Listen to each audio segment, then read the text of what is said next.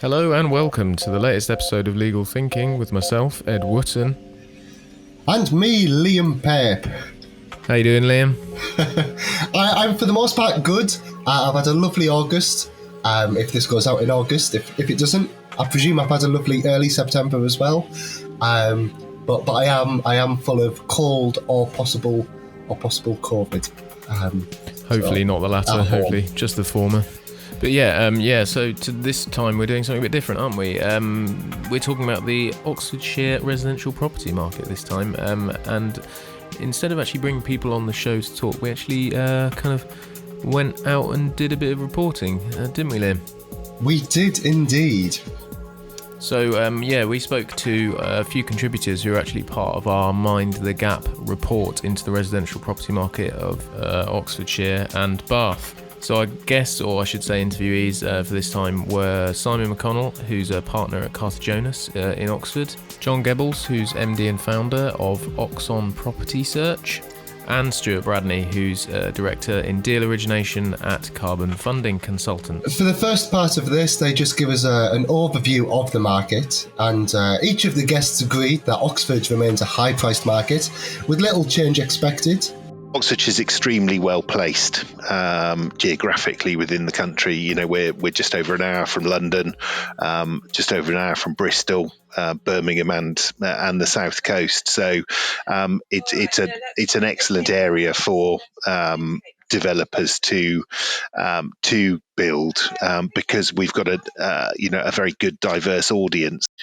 So Oxford's always quite a tough market to buy in because the market is so strong. And what we're seeing at the moment, which is particularly pronounced, is a shortage of supply and high demand, and a sort of almost like a backlog of buyers who are all looking for the same thing.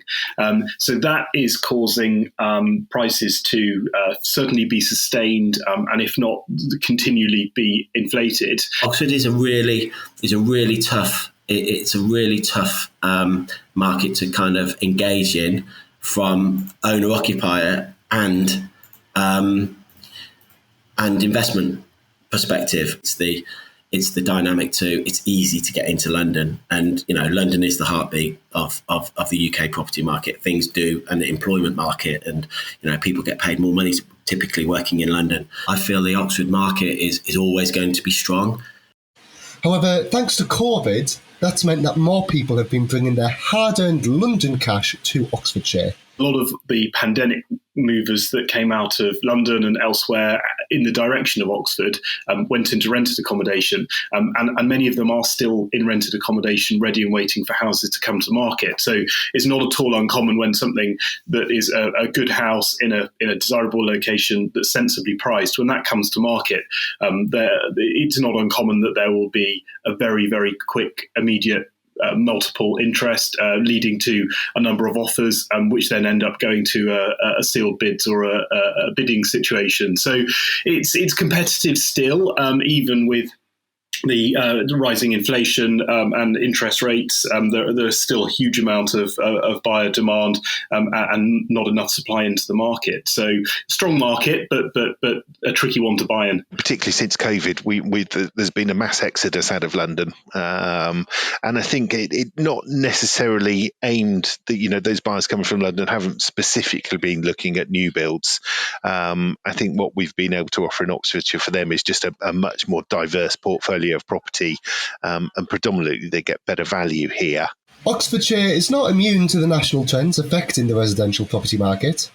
I think the general landscape, there's still a shortage of property generally throughout the country, and I think that to a certain extent we've still been playing catch up in terms of the number of new builds that we're building. So I think that the positive for the landscape is positive for them. But I think what will be interesting moving forward is the impact of the general state of the economy and finances, and how that pans out over the course of the next 6 to 12 months. Oxford, has a very, very low supply of new build housing, certainly within the confines of the ring road, which creates that high demand.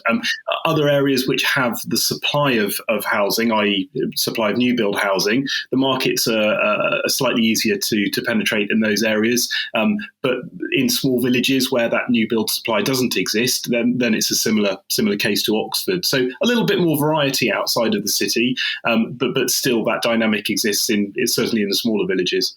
So whilst the market may look to stay the same for some time, Stuart Bradney predicted that lower yields on some property investments could kickstart some real change. If you've got a property portfolio, you've got a number of properties that aren't performing, creating more of a drag on personal income, and actually it's cash flow negative. Why you don't see any capital growth and you're not getting a yield, so why bother, quite frankly? And do you sell just to get rid? And in that market, there's people waiting to acquire. So I feel that the strong will get stronger, and the weak may unfortunately get weaker, and there will be a pull in that. Some will be caught up and grow their business strategically and be well aligned with the right advice and the right investment strategy, and others will unfortunately fall into the position whereby they've got no choice but to sell.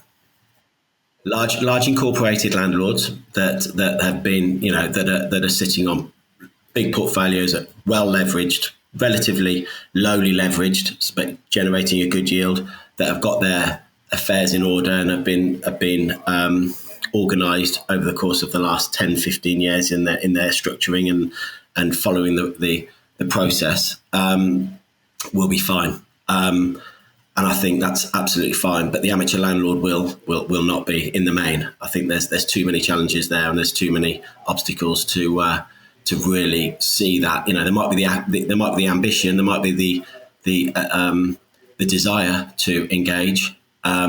But quite frankly, I feel that the financials, the modelling just don't make it worth its while. Everyone agrees that house building is the key to a more affordable residential property sector. However, there are new considerations that house builders need to take into account given recent trends brought about by the cost of living crisis. I think one of the trends that I'm certainly seeing from buyers is an increased consideration of their running costs of the property, and then that comes down to the environmental credentials. I think more and more so buyers are now looking very carefully at the energy performance of the building, and also looking at what they could do to improve that for the duration of their ownership, particularly families who are planning on being in a property for the long term. 20 years of energy costs as they increase as they are at the moment it's a lot of money. So I think I'm seeing certainly a trend of people looking at what options they have, what the current energy performance of the building is, and geothermal energy, ground source heat pumps, air source heat pumps, solar energy. I think buyers are looking at their options there very carefully. We're finding with our smaller private developers is that they're putting more effort into the design and some of the eco features of the houses, with the intention of trying to appeal to an audience who will be wanting things like air source heat pumps, PV panels on the roof, things like that, just because obviously as the cost of living is rising, any of those eco measures which can bring down the cost of running a home are all important.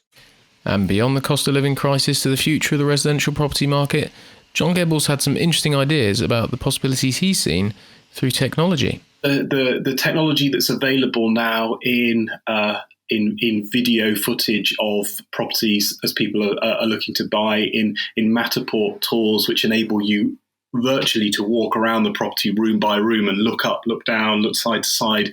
They reveal an incredible amount of information, and that makes it a lot easier for people to buy or to investigate properties from afar. So technology can only take you so far, but it's certainly enabling people to get a much better insight into properties that are available and for sale in advance of seeing them, which, in a competitive market is good, because people can get a sense of the property. Yeah, the days of people coming and doing a first viewing, then perhaps coming back a week later with their partner or their family, having another viewing, then going away, mulling it over, researching catchment areas or transport links, and then making an offer. We also spoke to our very own Gurpreet Sawhney, who's a partner in property conveyancing in our Oxford office, about how he sees the Oxford market, and also just to get his thoughts on some of the things raised by the other contributors. Despite many prophesying the end of the market due to Brexit, the pandemic and the end of the stamp duty holiday, UK's residential property market remains consistent, solid and trustworthy.